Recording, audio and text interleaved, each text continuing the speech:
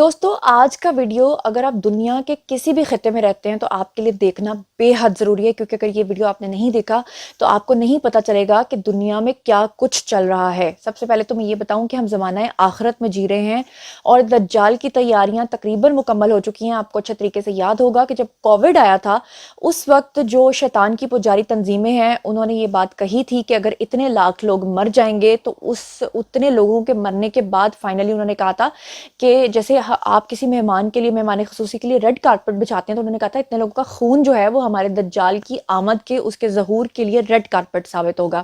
اور پھر آپ لوگوں نے دیکھا ہے کہ یہ تقریباً قرب قیامت کی جو تمام نشانیاں ہیں وہ تقریباً اس میں سے زیادہ تر جو ہیں وہ پوری ہو گئی ہیں۔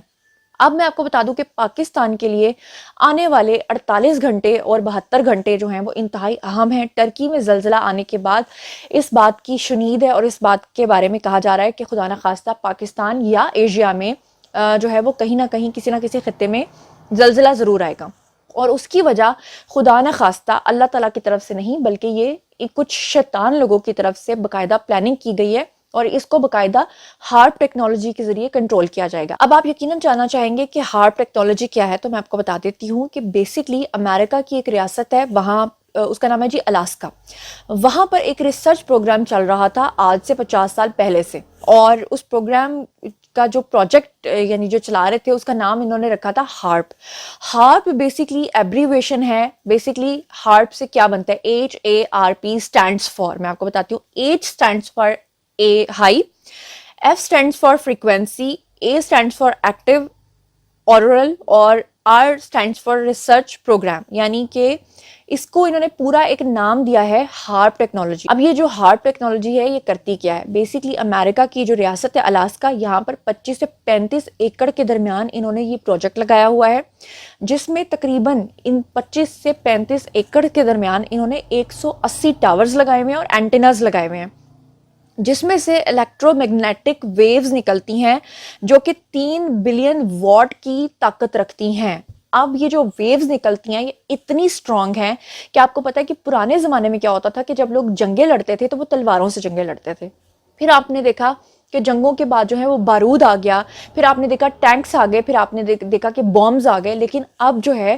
وہ جنگیں جو ہیں وہ ہارپ ٹیکنالوجی کے ذریعے ایک دوسرے کو مجبور کر کے، ایک دوسرے کو ذلیل کر کے، ایک دوسرے کو بلیک میل کر کے لڑی جا رہی ہیں۔ وہ کیسے؟ میں آپ کو بتا دیتی ہوں۔ بنا ہتھیار چلائے کسی کو تباہ و برباد کر دینا۔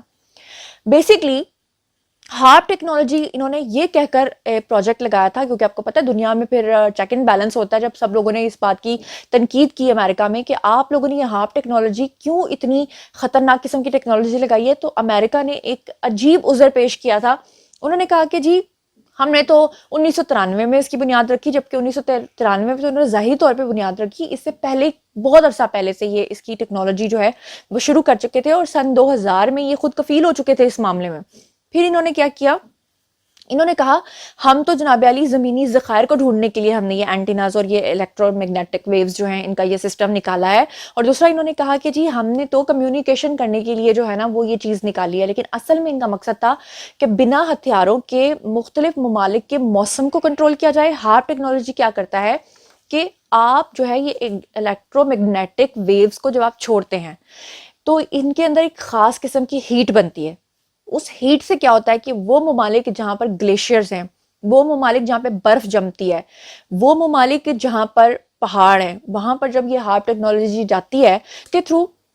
ایک تو آپ وہاں پہ زلزلہ لا سکتے ہیں، کیونکہ وہ جو الیکٹرو میگنیٹک ویوز ہوتی ہیں وہ اتنی سٹرونگ ہوتی ہیں کہ وہ پوری زمین کانپ جاتی ہے، جس کا آپ نے حالیہ ابھی دیکھا ہے، یعنی ڈیمو آپ نے دیکھا ہے ٹرکی کے اندر، جس کو ہارپ ٹیکنالوجی کے ذریعے انہوں نے کنٹرول کیا ہے۔ دوسرے نمبر پہ آپ دیکھیں گے کہ جب سرد ممالک جہاں پہ برف پڑتی ہے وہاں پر جب یہ اس کو ہیٹ کو یہ ویوز کو چھوڑتے ہیں تو وہاں پہ جب ہیٹ آتی ہے تو کیا ہوتا ہے کہ برف پگھلتی ہے، کیا ہوتا ہے کہ گلیشیئرز پگھلتے ہیں، اور جب گلیشیئرز پگھلتے ہیں تو وہاں پر وہ جو بہت تیزی کے ساتھ گلیشیئرز پگھل کے جب دریاؤں اور سمندروں میں آتے ہیں تو پانی کی وجہ سے وہاں پہ سونامی آ جاتا ہے، وہاں پر جو ہے وہ سیلاب آتے ہیں، جس کی وجہ سے وہ ملک جو ہے بیچارہ وہ کسی نہ کسی ڈیزاسٹر کا شکار ہوتا ہے۔ اب انہوں نے ہارپ ٹیکنالوجی کے ذریعے میں آپ کو بتا دوں کہ کیا کیا کیا ہے اب تک جو انہوں نے تجربات کیے ہیں۔ سب سے پہلے انہوں نے سن 2002 میں تجربہ کیا۔ کیوں؟ کیونکہ سن 2000 میں یہ اس چیز میں خود کفیل ہو گئے تھے اور ان کو پتہ چل گیا تھا کہ جی ہم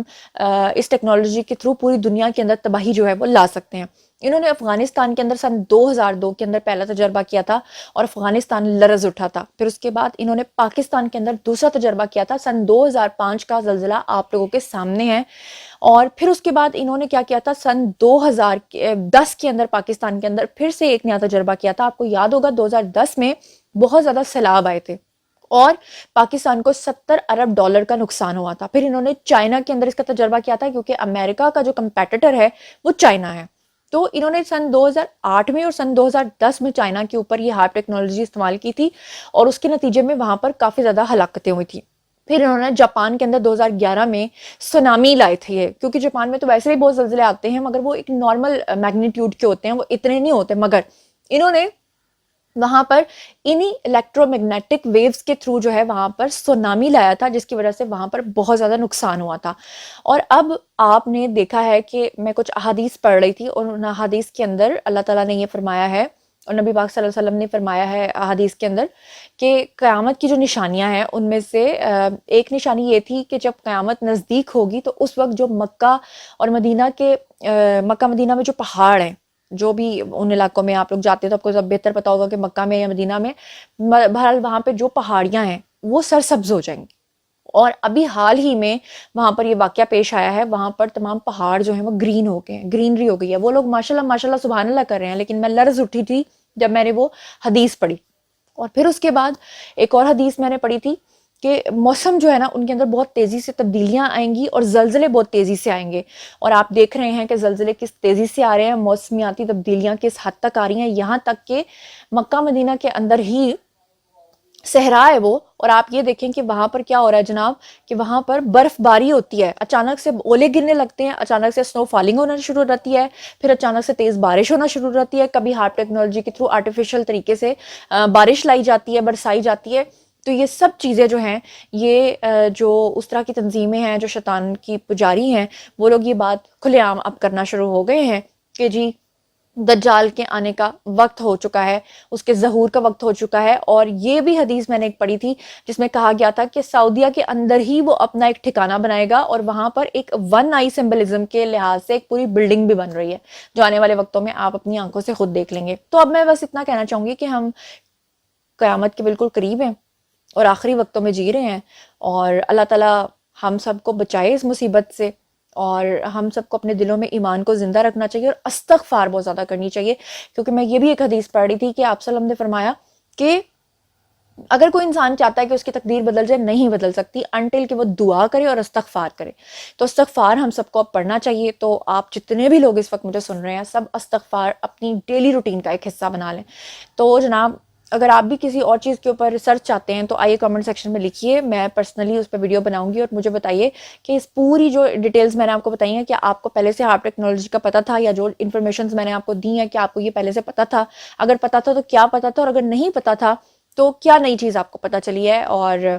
اب آگے آپ کا کیا لاہے عمل ہوگا اور آپ کیا کرنے جا رہے ہیں. یہ سب کچھ مجھے بتائیے گا کامنٹ سیکشن میں. مزید خبریں, ولاگز, انٹرویوز اور سیاسی تجزیے جاننے کے لیے میرے ساتھ کنیکٹڈ رہنا ہرگز مت بھولیے گا. چینل کو سبسکرائب کر لیجیے گا. اپنا بہت خیال رکھیے گا. اللہ نے کے بان.